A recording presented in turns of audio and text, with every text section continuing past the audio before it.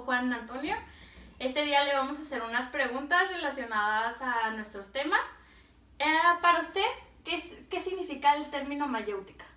La mayéutica es un método o una técnica donde el interlocutor responde a una serie de preguntas del interpelado, que sería usted, para que yo reflexione esas preguntas y dentro de mi misma conciencia o capacidad cognitiva responda a conocimientos que yo tengo previos o de forma tácita y reflexionar a las respuestas que voy a dar.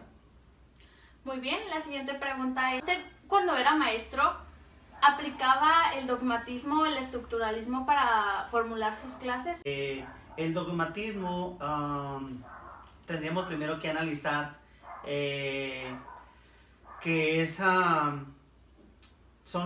se consideran verdades absolutas sin serlo. Un ejemplo, dogmatismo es una serie de verdades que se tienen que enseñar para que el mismo alumno pueda comprender los alcances dentro del conocimiento. Un ejemplo, podemos decir dogmatismo, en la Constitución es la Carta Suprema o la ley máxima en nuestro país. Es una verdad absoluta porque de ahí emanan todas las leyes, pero no significa que pueda ser modificado por otro argumento jurídico. También ponemos un ejemplo, tenemos dogmatismo, puede ser en la religión, la existencia de Dios es un dogma, significa que se acepta sin réplica, sin estar en contra.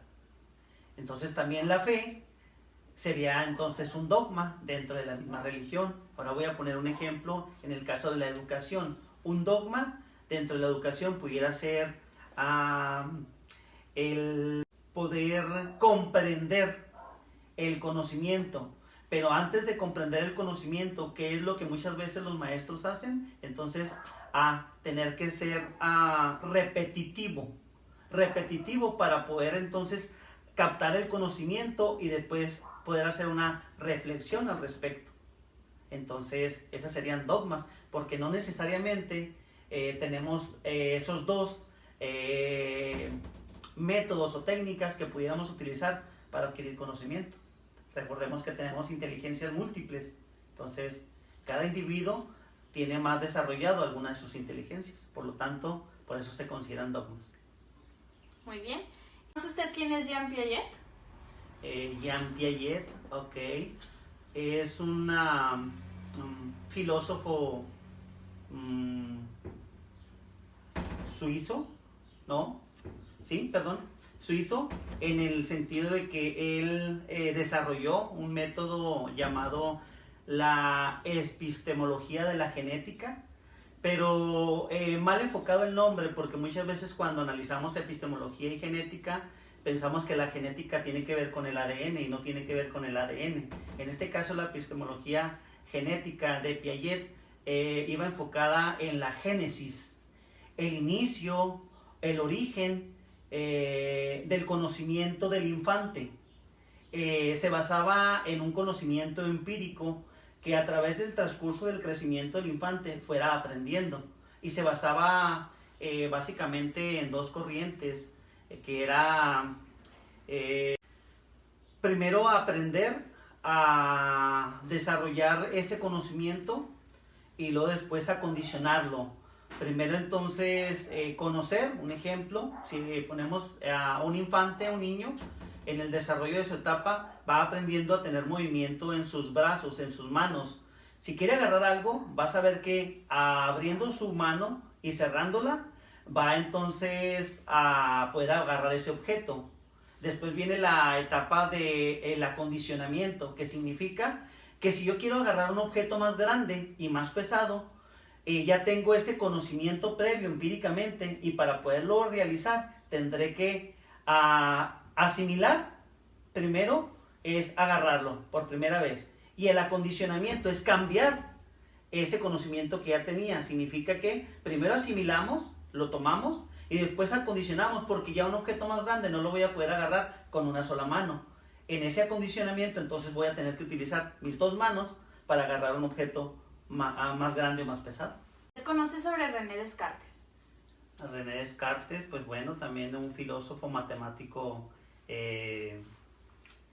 francés, el cual su principal aportación fue a las matemáticas, sobre todo en la geometría analítica, creando un puente de cálculo infinitesimal precisamente entre el álgebra y la geometría. Eso respecto a las matemáticas. Siendo también un filósofo destacado en su momento, se le considera el padre de la filosofía moderna, porque aporta significativamente a el racionalismo que tenemos que buscar con uso de razón, verdades absolutas o la verdad de las cosas.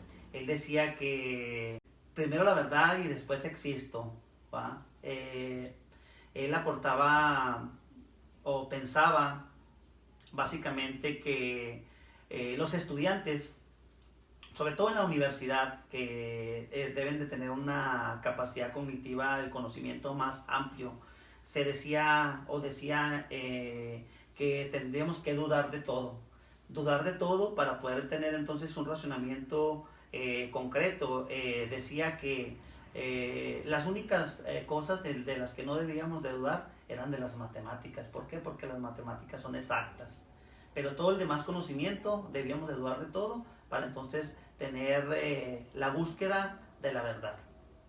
Entonces eso era lo principal de René Descartes, a diferencia de lo que mencionábamos en su momento de Piaget basado en el infante de forma empírica, y Descartes en base al razonamiento. Muy bien, un gusto tenerlo este día con nosotros y muchas gracias por su explicación.